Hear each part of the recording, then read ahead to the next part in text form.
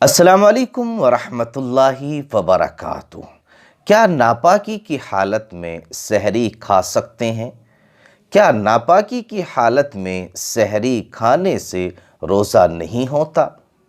رات میں سوئے ہوئے احتلام ہو گیا تھا اور غسل کیے بغیر ہی سحری کھا لی، یا اسی طریقے سے کسی عورت کے پیریڈ یعنی حیض بند ہو گیا تھا اور غسل کیے بغیر ہی سحری کھا لی، تو کیا روزہ ہو جائے گا؟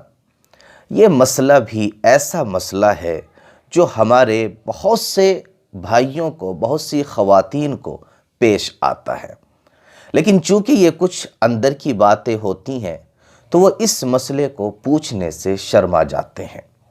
تو یہ ویڈیو ہم نے خاص طور سے انہی لوگوں کے لیے ریکارڈ کرائی ہے جو یہ مسئلہ جاننا چاہتے ہیں کہ آیا ناپاکی کی حالت میں سحری کھا سکتے ہیں یا نہیں، اور اگر سحری ناپاکی کی حالت میں کھا لیتے ہیں تو کیا ہمارا یہ روزہ مانا جائے گا یا نہیں۔ تو اس مسئلے کو اچھی طریقے سے ذہن نشی کر لیجئے۔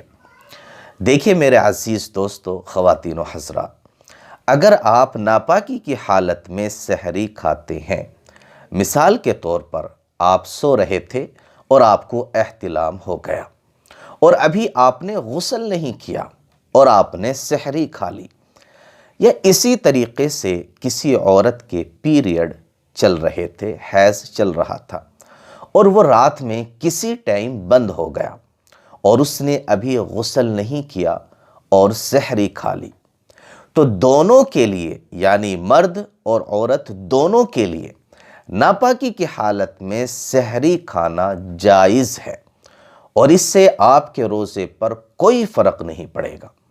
ہاں البتہ فجر کی نماز ادا کرنے کے لیے آپ کو غسل کرنا ضروری ہے۔